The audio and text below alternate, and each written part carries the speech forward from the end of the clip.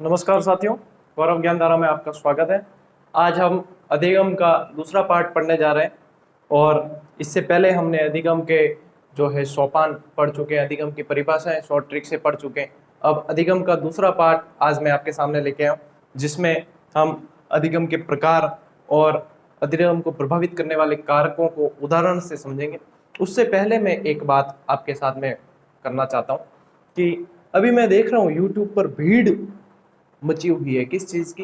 रीट की डेट से संबंधित कोई वीडियो में अजीब ही थंबनेल लगा रहा है। अभी लिया फैसला, गहलोत ने ये कहा, डोटासरा ने ये कहा, तुरंत देखें, ये करें।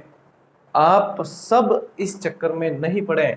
आप सिर्फ और सिर्फ तैयारी पर फोकस करें। यहाँ पे आप गुमराह होने के आपके पूरे पूरे चांसेस है। सिर्फ आपको तैयारी पर ही ध्यान देना है। मैं उन YouTube पर वीडियो बनाने वालों को भी कहना चाहूँगा, जिस तरीके से रिश्वत जो है वो बद्दुआएं, तनाव, अवसाद और कई तरह की पीड़ाएं और दुख के साथ में लिपटी हुई आती है, वैसे ही ये अभ्यर्थियों को गुमराह करना अपनी क्षणिक संतुष्टि के लिए, अपने क्षणिक जो है स्वार्थ के लिए, थोड़े से हित के लिए हम उन युवाओं को गुमराह नहीं करें जो बहुत ही शिद्दत से तैयारी में लगे हुए हैं। मैं बिल्कुल तटस्थ हूँ।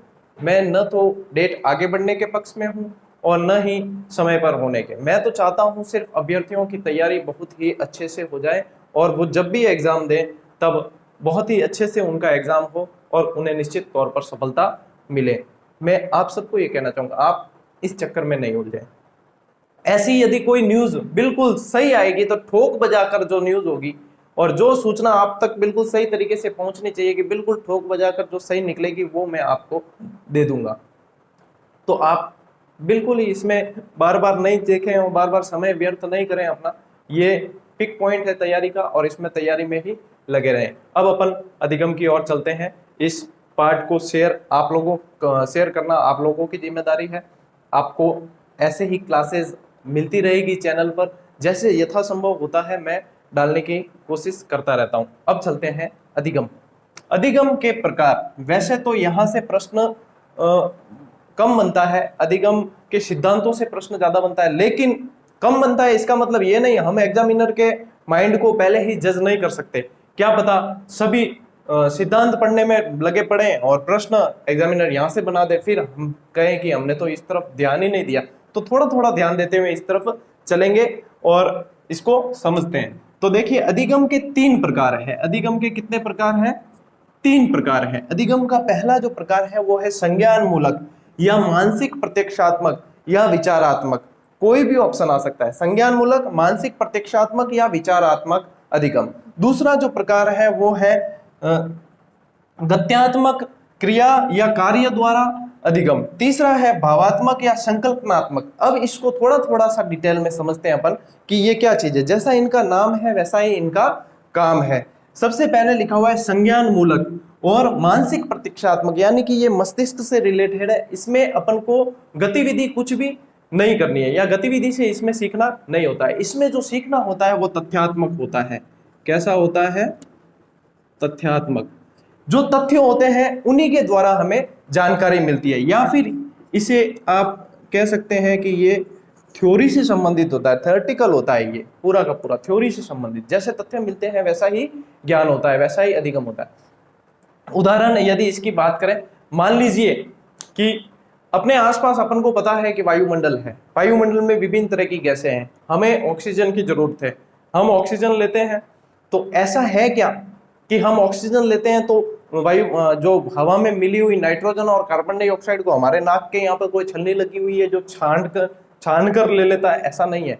हमें पता है कि अपने जो है 79% लगभग नाइट्रोजन और 21% ऑक्सीजन और 0.03% के करीब कार्बन डाइऑक्साइड वायुमंडल में है, हम जानते हैं। लेकिन हम ये देखते हुए थोड़ी लेते हैं कि भाई 79% ही ऑक्सीजन लेनी है अपन, या अपन 79% ही नाइट्रोजन लेनी है, या 21% ही अपन ऑक्सीजन लेनी है और 0.03% ही कार्बन डाइऑक्साइड आनी चाहिए, ज्यादा नहीं आनी चाहिए। ऐसा तो कुछ नहीं है। हम तो ये चीज लेते हैं लेकिन इसे प्रैक्टिकल करके नहीं देखते। ये हमें किससे पता है? थ्योरी से पता है, ये हमें तथ्यों से पता है। तो तथ्यों से जो चीज पता है और जो हम प्रैक्टिकल करके नहीं देखते, गतिविधि करके नहीं देखते हैं, वो चीज आ जाती है इस अधिगम के अंदर। दूसरे की तरफ चलते हैं। दूसरा है गत्यात्मक या क्रिया या कार्य द्वारा। इसका जैसा नाम है वैसा ही इसका भी काम है। इसमें क्या होता है कि व्यक्ति या कोई भी जो अधिगम प्राप्त करता है, वो गतिविधि के आधार पर इसको सीखता है। कोई ना कोई यहाँ पे गतिविधि, ये पूरा का पूरा प्रैक्टिकल बेस होगा, ये प्रैक्टिकल के आधार पर चलेगा। इसमें क्या होगा, इसमें कैसी चीजें आएगी, जैसे गतिविधि आधारित में आ जाएगी आपके, मान लीजिए संगीत सीखता है, कोई वाद्य यंत्र बजाना सीखता है, या कोई साइकिल चलाना सीख रहा है, या फिर सारी चीजें जो जिसमें प्रैक्टिकल गतिविधि की जा सकती है, वो सारी चीजें इसमें आएगी। मान लीजिए कि आप गणित सीखते हैं, तो गणित में आप जब तक सवाल मिलाएंगे नहीं तब तक गणित अच्छे से सीख नहीं पाएंगे। तो गणित यदि सीखते हैं और गणित सीखने का यदि पूछ लिया जाए तो वो इसके अंदर गत्यात्मक के अंदर, आपके अधिगम के अंदर आ जाएगा। तीसरा चलते हैं। तीसरे में क्या है कि भावात्मक या संकल्पनात्मक। इसमें भावों से जुड़ा होता है। हम किसी के प्रति कोई भाव बना देते हैं, हम किसी के प्रति कोई संकल्पना बना देते हैं, तो वो हमारे मस्तिष्क में होती है, लेकिन अन्य के संपर्क में आने पर वो भाव या संकल्पना बदलने लगती है। तो ऐसा जो अधिगम होता है वो भावात्मक या संकल्पनात्मक अधिगम में होता है। उदाहरण देता हूं इसका भी आपको। मान लीजिए कि किसी गली मोहल्ले में किसी व्यक्ति को बाहर निकाल दिया घर से, उसके माता पिता ने किसी युवक को या व्यक्ति को बाहर निकाल दिया घर से, तो उसे देखकर हमारे मन में क्या भाव आएंगे, सबसे पहले कि बेचारा रहाते बुरो वो बारे काट दियो यार, बहुत बुरो वो, देखो केड़ो कलजुग आयो। फिर उसके प्रति ये भाव हमारे बन चुके हैं। अब दूसरा कोई व्यक्ति आता है जो उसी मोहल्ले में रहता है, उसके संपर्क में आते हैं, वो कहता है कि अच्छा भोमलेन बारे काट दियो कहीं, अरे यार बहुत बढ़िया करियो। आपा पूछो कि क्यों भाई, अरे यार दारूडियो एक नंबर को, पूरा घर वालों ने रोंदे ने राख दिया, और मारपीट करे, गालियां बके, अनाप शनाप, जुआरी एक नंबर को, सब गलत आदत जन बाहर नहीं काट, इन अकल ठिकाने कौन आवे। जब हम क्या करते हैं, फिर हमारी उसके प्रति भाव या संकल्पना हमारी जो है वो बदल जाती है, वापस हमारी विचारधारा बदलेगी। और ऐसा जो अधिगम होगा, इस तरीके से जब हमारी संकल्पना या भाव में परिवर्तन होता है, इस तरीके से हम जब सीखते हैं, तो ये हमारा कहलाता है भावात्मक या संकल्पनात्मक अधिगम। ये तीनों प्रकार अधिगम के अपन को ध्यान में रखना है। अब अपन पढ़ते हैं अधिगम का परिपक्वता से क्या संबंध है। अधिगम का परिपक्वता से संबंध, तो परिपक्वता क्या चीज होती है। सबसे पहले तो ये शब्द आया है, इसके बारे में हमें पता होना चाहिए कि परिपक्वता क्या चीज होती है। परिपक्वता क्या होती है कि स्वाभाविक अभिवृद्धि, स्वाभाविक अभिवृद्धि जो स्वभाव से हो रही है, जिसके लिए किसी प्रयत्न या किसी प्रशिक्षण की आवश्यकता नहीं है, कोई भी ट्रेनिंग की आवश्यकता नहीं है, या फिर बहुत ज्यादा ऐसी कोई कोशिशों की आवश्यकता नहीं है। परिपक्वता जो है समय के अनुसार अपने आप मिलती है, वो चीज कहलाती है परिपक्वता, जिसके लिए जो होती है स्वाभाविक अभिवृद्धि। तो परिपक्वता का जो है अधिगम से गहरा संबंध होता है। अलेक्जेंडर ने तो कहा भी है कि अधिगम का आधार व्यक्ति की परिपक्वता होता है। अलेक्जेंडर ने कहा है कि परिपक्वता जो है वो अधिगम का आधार होता है। अब हम इसे कैसे समझे कि परिपक्वता क्या चीज है। यदि इसे कहा जाए तो मैं आपको 2-3 उदाहरण बताता हूं कि मान लीजिए 2 साल का बच्चा है, 2 साल का बच्चा किसी चीज के लिए परिपक्व नहीं है। मान लीजिए 2 साल का बच्चा है, वो वॉलीबॉल नहीं खेल पाएगा, वॉलीबॉल नहीं खेल पाएगा। क्यों नहीं सीख पाएगा वो वॉलीबॉल? क्योंकि वो इसके लिए परिपक्व नहीं है। और उदाहरण देता हूं मैं आपको, 6 साल का बच्चा कार चलाना नहीं सीख सकता। 6 साल का बच्चा कार चलाना नहीं सीख सकेगा क्योंकि वो इसके लिए परिपक्व नहीं है। और यदि बात की जाए, मान लीजिए मंद बुद्धि जो बालक होते हैं, मंद बुद्धि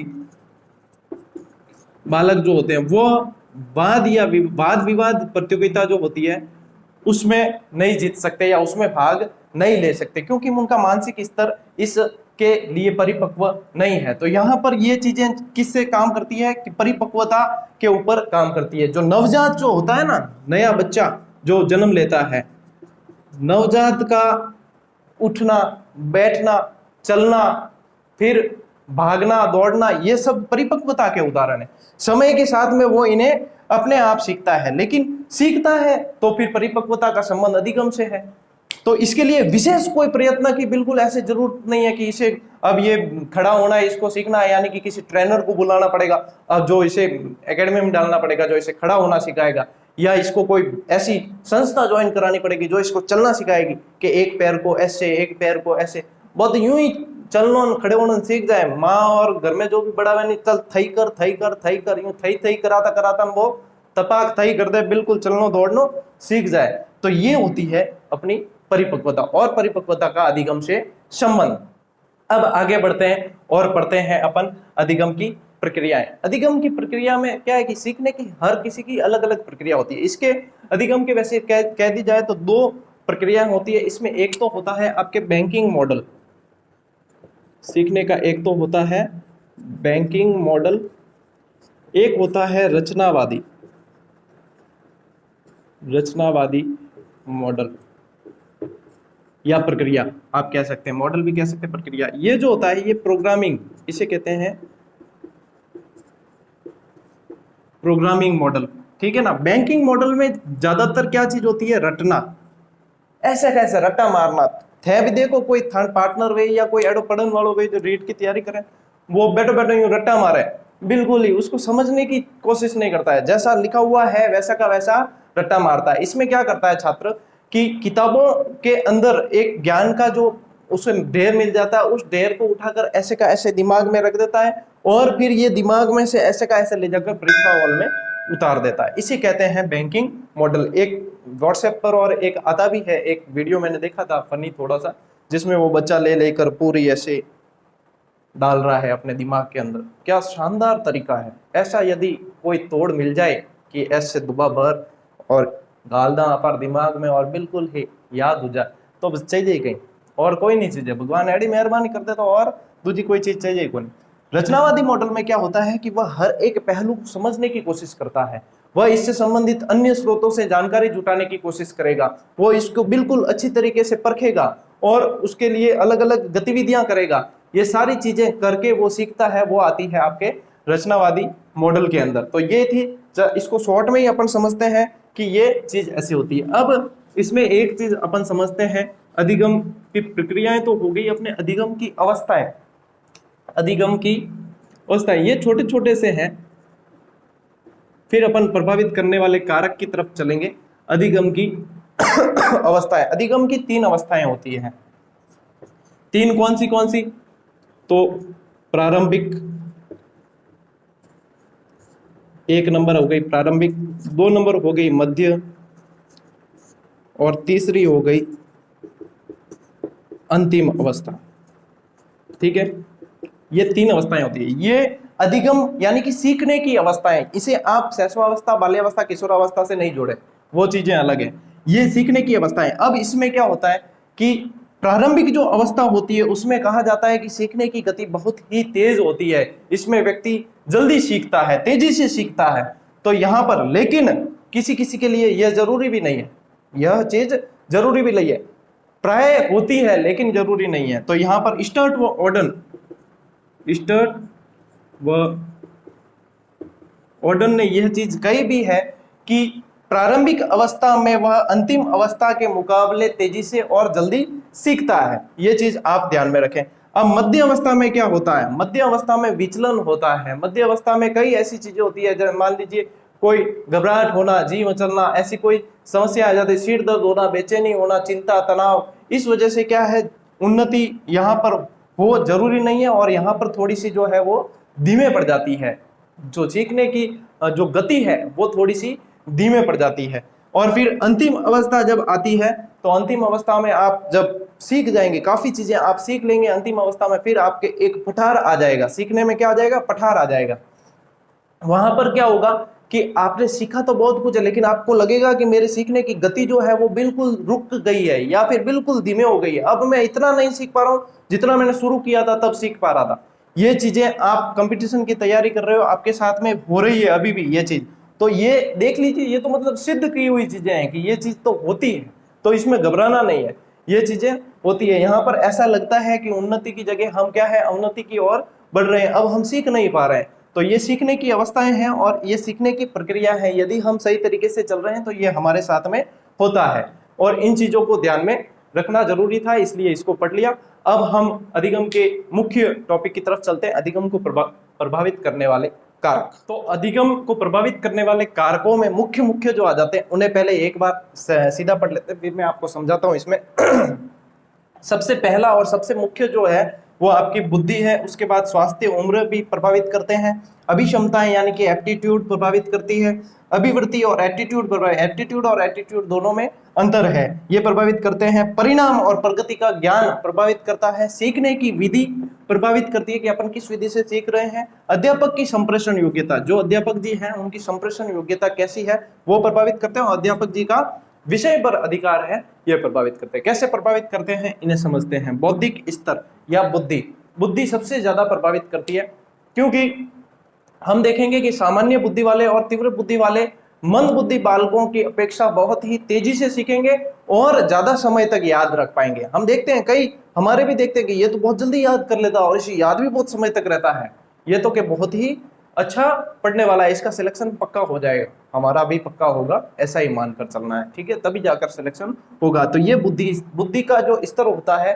आईक्यू लेवल होता है, उससे अपन ये प्रभावित करता है सीखने को, तो ये बुद्धि सबसे ज्यादा प्रभावित करती है, ये ध्यान में रखना। स्वास्थ्य और उम्र ये प्रभावित करते हैं, कैसे कि आपने सुना भी होगा कि एक स्वस्थ शरीर में स्वस्थ मस्तिष्क रहता है, एक स्वस्थ शरीर के अंदर स्वस्थ दिमाग रहता है। तो जितने स्वस्थ होगा, रोगी की तुलना में स्वस्थ व्यक्ति ज्यादा सीख पाएगा। भाई रोगी को तो चिंता रहेगी ना, अपने शरीर की पहले चिंता रहेगी, वो बीमार है तो उसे तो अपने शरीर की पहले चिंता रहेगी, तो वो इतना सीख नहीं पाएगा। इसमें क्या है कि 1971 के अंदर 1971 में श्वार्ज नाम के वैज्ञानिक ने, मनोवैज्ञानिक थे, श्वार्ज ने यह सिद्ध भी किया कि रोगी की तुलना में स्वस्थ व्यक्ति जो है वह ज्यादा सीख पाता है ना। और उम्र, ये भी उम्र जैसे जैसे बढ़ेगी, अब आप देखते हैं कि एक तो आप तैयारी कर रहे होंगे, एक तैयारी करने वाला समूह होता है जैसे 20 साल से लगाकर और 30 साल तक वाला, तो वह तैयारी करने में काफी एग्रेसिव रहते हैं, वो काफी अच्छी कर पाते हैं। और एक जैसे 30 के पास में, ओवर एज के पास में जाते हैं तो जिम्मेदारियां भी बढ़ जाती है, और इस वजह से तैयारी क्या होती है, तैयारी प्रभावित होती है, पढ़ाई प्रभावित होती है, तो वहां पर उम्र भी ये भी काम करता है। अब यहाँ पे गिलफोर्ड कहता है 1952 के अंदर, 1952 में गिलफोर्ड ने कहा कि शैशवावस्था की अपेक्षा बाल्यावस्था और बाल्यावस्था की अपेक्षा किशोरावस्था में सीखने की गति जो है बढ़ती है। उसने, गिलफोर्ड ने ऐसी चीज कही है यहाँ पर। तो स्वास्थ्य और उम्र भी प्रभावित करते हैं। अब अभिक्षमताएं यानी कि एप्टीट्यूड, ये अभिक्षमताएं क्या होती है, ये जन्मजात, हमें जो एक जन्मजात अपन कहते हैं ना, भगवान के द्वारा इसको ये शक्ति प्राप्त है, तो इसमें जन्मजात यानी कि उसकी अलग अलग अभिक्षमताएं होती है, जन्मजात होती है यानी प्रतिभा होती है एक तरह की, क्या होती है, जन्मजात प्रतिभा होती है। किसी के अंदर कलात्मक होगी, किसी के अंदर यांत्रिक होगी, किसी के अंदर वैज्ञानिक होगी, किसी के अंदर खेल के प्रति होगी, किसी के अंदर पढ़ने के प्रति होगी, सारे अलग अलग अभिक्षमताओं वाले बच्चे होते हैं। तभी तो यह कहा जाता है कि बच्चा क्या बनना चाहता है, वह जिसमें रुचि ज्यादा लेगा, जिस संबंधित अभिक्षमता उसके अंदर ज्यादा होगी, उससे संबंधित वह सीखेगा भी जल्दी और अच्छे से वह सीख पाएगा। तो इसीलिए तो सचिन तेंदुलकर था तो उसके अंदर खेलने की अभिक्षमता ज्यादा थी। यदि उसे उनके माँ बाप कहते कि इसे वैज्ञानिक बनना चाहिए, डॉक्टर बनना चाहिए, तो वह इतना उसके अंदर नहीं हो पाता, साधारण सा व्यक्ति बनकर रह जाता। ऐसे ही यदि लता मंगेशकर जो संगीत में इतनी बढ़िया संगीतज्ञ सिंगर है, यदि उन्हें कहा जाता कि आप क्रिकेट खेलें तो वो नहीं कर पाते, क्योंकि उनके अंदर यह अभिक्षमता नहीं थी। तो यह अभिक्षमताएं प्रभावित करती है, इसीलिए बच्चों को वही बनाना चाहिए जिससे संबंधित उनके अंदर अभिक्षमताएं ज्यादा होती है, जिसे कहा जाता है एप्टीट्यूड। अब समझते हैं एटीट्यूड या अभिवृत्ति या प्रकृति क्या है, एटीट्यूड क्या है। हम एटीट्यूड मतलब गलत ही धारणा बना के रखते हैं, उन्हें तो एटीट्यूड घणो है, घणो ही एटीट्यूड में बांटो मरे। अरे एटीट्यूड यानी कि एक तरह का रवैया होता है उसका, अभिवृत्ति उसकी प्रकृति होती है। एटीट्यूड का मतलब अपन ने जो धारणा बना रखी है वो ही नहीं होती है, हम यहाँ पर एटीट्यूड समझते हैं कि उसकी सीखने की प्रकृति कैसी है। अधिगम के अंदर कहा जाता है कि जितनी उसका एटीट्यूड जितना एग्रेसिव होगा, जितनी उसकी अभिवृत्ति या प्रकृति उसकी कितनी होगी, एक्टिव होगी एकदम, तो वह ज्यादा सीख पाएगा। इसके प्रति वो कितना सक्रिय है तो ज्यादा सीख पाएगा। और एक यदि इसके प्रति सक्रिय नहीं है तो वो सीख नहीं पाएगा। देखिए कोचिंग में भी हम देखते हैं कि कई छात्र होते हैं जो बिल्कुल ही एकदम एक्टिव होकर बैठते हैं और जैसे ही सर पढ़ाते हैं उसको बिल्कुल ही ध्यान से देखते हैं और समझते हैं। और एक जो बैराम है जो लारली टेबल में बैठे एक तो और बिल्कुल पसरे नहीं हूं अदब पग, अब समझ में नहीं आता है कि वो सीधा अपनी तशरीफ पर बैठा है या छाती से बैठा है, इतना मतलब अंदर घुस जाता है वो बैठने के लिए। अब वो क्या सीखेगा आप बताइए। तो उसका एटीट्यूड ऐसा है कि वह सीख नहीं पाएगा, जैसे किसी ने जबरदस्ती भेज दिया और बस समय निकाल रहा है वहां, तो वह नहीं सीख पाएगा। और वही सीख पाएगा जो उसके प्रति बिल्कुल समर्पित है और एकदम ध्यान से सीख रहा है। तो वह चीज क्या है, एटीट्यूड। अब देखते हैं परिणाम और प्रगति का ज्ञान। देखिए आप अभी मॉडल पेपर मिला रहे हैं, सभी किस लिए मिला रहे हैं, क्योंकि आप देखना चाहते हैं कि आपने कितना सीखा। फिर आप देखते हैं उसका परिणाम और आपकी प्रगति देखते हैं कि हाँ अभी मैं 110 सही कर पा रहा हूं मॉडल पेपर में, या 112 या 115 जितने भी कर पा रहे हैं, तो आप देखते हैं कि अभी मेरे परिणाम और प्रगति, और उस हिसाब से आप वापस तैयारी करते हैं। तो यही चीज तो ये बताई गई है, परिणाम और प्रगति का ज्ञान। परिणाम और प्रगति का ज्ञान जिनको हो जाता है वो ज्यादा सीख पाते हैं और अपनी गलतियों को सुधार पाते हैं। ब्रूक और नॉर्वेल था, एक ब्रूक और नॉर्वेल थे, उन्होंने 1922 के अंदर एक प्रयोग किया। उन्होंने क्या किया कि छठी कक्षा के अंदर दो समूह बनाए, छठी कक्षा के दो समूह बनाए बराबर, और समान अध्यापक द्वारा उनको समान तरीके से पढ़ाया गया। लेकिन उनमें किया क्या गया कि एक समूह जो था उसका तो नियमित टेस्ट लिया जाता था, उन्हें परिणाम बताया जाता था कि आपका ये परिणाम है, आपकी ये प्रगति है, ये ऐसा है, और एक को बताया नहीं जाता था।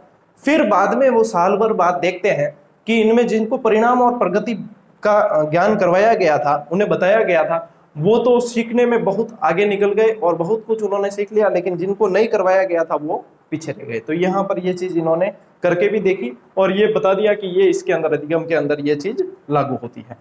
आगे चलते हैं, सीखने की विधि। सीखने की विधि भी अधिगम को प्रभावित करता है। कैसे कि आप अलग अलग चीजें अलग अलग तरीके से पढ़ रहे होंगे, सबकी अलग अलग मेथड होता है। मैंने बताया था ना अभी कि कोई रट्टा मारता है, कोई समझता है, कोई अलग तरीके से। तो इसमें भी जैसे कोई अंशों में बांट कर यानी भागों में बांट कर उसे पढ़ता है, विषय वस्तु को अलग अलग भागों में बांट देता है। कई जने सिलेबस टाइम टेबल बनाकर पढ़ रहे हैं, अलग अलग टाइम टेबल। कई जने ऐसे ही पढ़ रहे हैं, सुबह जो किताब हाथ में आ गई उसको पढ़ने लगे, दूसरी हाथ में आ गई उसको पढ़ने लग गए, और मतलब मर्जी से ही पढ़ रहे हैं। तो फिर ये चीजें वहां पर प्रभावित करती है उनको सीखने में। जो बिल्कुल ही नियमित और व्यवस्थित तरीके से पढ़ रहा है उसे काफी अच्छा उसको परिणाम मिलेगा, वो काफी अच्छा सीखेगा। और जो ऐसे ही अलग तरीके से अपनी मर्जी से ही चल रहा है, जिस कोई रूपरेखा कोई टाइम टेबल नहीं है उसे क्या है कि ये प्रभावित करेगी। तो सीखने की जो विधि है वह प्रभावित करती है। इसमें सबसे अच्छा जो रहता है वो अंशों में बांट कर सीखना, बच्चों के लिए भी और सभी के लिए सही रहता है। टुकड़ों में बांट कर, हम पहले जब छोटे बच्चे होते हैं या प्राइमरी स्कूल के और अपर प्राइमरी लेवल के जो बच्चे होते हैं उन्हें स्पेलिंग्स याद कराई जाती है। जैसे एरोप्लेन की स्पेलिंग याद कराएंगे तो उसे 3-3 भागों में AER, OPL, ANE ऐसे कराएंगे। एक साथ याद कराएंगे तो वो नहीं कर पाएगा, लेकिन भागों में बांट कर कराएंगे तो वो अच्छी तरीके से सीख जाएगा। तो इसे कहते हैं टुकड़ों में बांटकर सीखना। इसमें बहुत सारी विधियां आती हैं, सबके अलग अलग मेथड होते हैं। कोई नोट्स बनाकर पढ़ता है, कोई सीधी किताबें पढ़ता है। तो ये सारी सीखने की विधि होती है। अब चलते हैं अध्यापक की संप्रेषण योग्यता। अध्यापक संप्रेषण योग्यता यानी कि उसका विचारों का आदान प्रदान, उसको समझने, आप और मैं, आप और हमारे बीच में कैसा आदान प्रदान है, मैं आपसे कैसा संप्रेषण कर रहा हूं, मैं आपको कैसा प्रभाव डाल रहा हूं सिखाने के अंदर। यदि जैसे मैं कई बार बीच में मारवाड़ी बोलता हूँ, भाई अजय स्वाभाविक है अजय, लेकिन उससे क्या होता है कि स्थानीय भाषा जो होती है वो प्रभावित करती है, वह ज्ञान को स्थायी कर देती है। इसलिए ये चीज की भी जाती है। ये एक तरह के नवाचार के अंदर आता है। यानी कि संप्रेषण योग्यता में मैं आपको बताऊं कि हमें अभी तक कई मास्टरों ने पढ़ाया, स्कूल लेवल से लेकर कॉलेज में, और कई अध्यापक ने पढ़ाया, लेकिन हमारे जहन में एक अध्यापक की छवि हमेशा रहती है। और वही इसलिए रहती है क्योंकि उनकी संप्रेषण योग्यता हमारे प्रति बहुत ही अच्छी थी। हर विद्यार्थी के जहन में एक अध्यापक जीवन में ऐसा आता है जिसे न तो वो भूल पाता है और न ही भूलना चाहता है। तो यह चीज प्रभावित करती है संप्रेषण योग्यता कि वह कैसी संप्रेषण योग्यता से पढ़ाता है। अब कहते हैं अध्यापक का विषय पर अधिकार। भाई अध्यापक जी को अपन कहते भी तो है ना, क्या कहते हैं, मास्टर। मास्टर जी कहते हैं ना। मास्टर किस लिए कहा जाता है, क्योंकि उन अध्यापक जी का विषय पर बहुत ही, वो मास्टर होते हैं, उस विषय के मास्टर होते हैं, इसलिए तो उन्हें मास्टर जी कहा जाता है। हालांकि बात अलग है कि हम कहीं कहें मार साहब, मारसा कहते या मार साहब कहते, कहीं कहे यूं कहे मारसा, जबकि कहना क्या चाहिए मास्टर साहब या मास्टर साहब, और कहते क्या है मारसा या मास्टर साहब, या मारसा या मार साहब कहते, कई जगह मार साहब कहते, मार साहब भी कहते, ठीक है ना। ये तो अभ्रंश कर दिया, इसको बिगाड़ दिया नाम को, कि मारसा कौन के मारसा, मारसा किने कहवाय जो मारे गणानी वे मारसा, क्यों मारसा जो मारते हैं वो मारसा। अब ज्यादातर हम देसी परिवेश में देखते हैं हम, जो डॉक्टर होता है बिन कह दिया करे डॉग सा, कहीं कहवे डॉग सा, अब करो देखा हिंदी रूपांतरित, डॉग सा यानी कुत्ता सा, हम यूं हिंदी रूपांतरित करो जन क्या कुत्ता सा, बाकी है डॉग सा बहुत सम्मान क्या करे, हाँ डॉग सा किट जानो के बीमार को डॉग सा पढ़े लेने चलो, डॉग सा पढ़े लेने चलो, डॉक्टर साहब नहीं कहते हैं, डॉग सा कह दिया करे भाई साहब, डॉक्टर सा कह दिया करो तो कहीं नाम थोड़ा बिगड़ जाए, यूं यूं मार सा करे, मारे गणा जी को मार सा, जबकि होता क्या है मास्टर, क्योंकि उनका विषय पर क्या होता है अधिकार होता है, बहुत ही अच्छा विषय पर कमांड होती है, और जब विषय पर कमांड होती है तभी लोगों में डिमांड होती है, विद्यार्थियों में उनकी डिमांड होती है, इसलिए हमेशा अपने विषय पर कमांड होनी बहुत ही जरूरी है। ये सारी चीजें थी अधिगम को प्रभावित करने वाले कारक।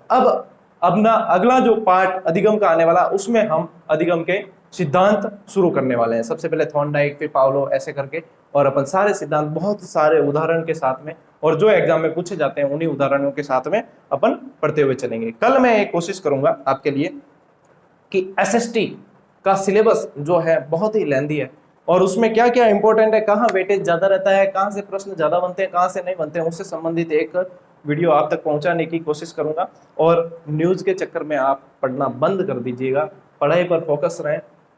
तैयारी करने वाले को कोई मतलब नहीं रहता कि तारीख आगे निकले या पीछे रहे। हाँ, मैं समझता हूँ कि परिस्थितियां कुछ ऐसी होती है, कई जने पैसे कहीं से इकट्ठे करके रूम लेकर तैयारी कर रहे हैं, मैं पीड़ा उनकी सबकी समझता हूँ, और वो चाहते हैं कि एग्जाम समय पर ही हो जाए। कई ऐसे अभ्यर्थी भी हैं जिनको तैयारी करने का मौका नहीं मिल सका, किसी कारणवश ऐसी परिस्थितियां हुई होगी जो नहीं, वो चाहते हैं कि परीक्षा थोड़ी सी आगे खिसक जाए तो उन्हें भी तैयारी का मौका मिले। जो भी होगा, ऊंट किस करवट बैठेगा देखेंगे, लेकिन आप इस चीज में नहीं पड़े कि अभी भाई बाजार तो बहुत सजे हुए हैं, आप अगर उसमें उलझ जाओगे तो सभी जो है यही, अभी तो आप थंबनेल यूट्यूब पे उठा के देखोगे तो सबको ऐसे लगेगा कि इसको अभी खोल कर देखते हैं, ये तो बिल्कुल सही जानकारी देगा। हाँ, कोई वस्तु स्थिति से अवगत कराता है तो अच्छी बात है, लेकिन भड़केदार वो तड़क भड़क वाले थंबनेल से और अपने व्यूज बढ़ाने के चक्कर में क्षणिक अपनी स्वार्थ और क्षणिक संतुष्टि के लिए युवाओं से जो खिलवाड़ करने की कोशिश करें, ऐसे जो है गुमराह आपको नहीं होना है, आपको अपनी तैयारी पर फोकस्ड रहना है। ठीक है, मिलेंगे अगले अधिगम के टॉपिक में, तब तक के लिए राम राम, जय हिंद।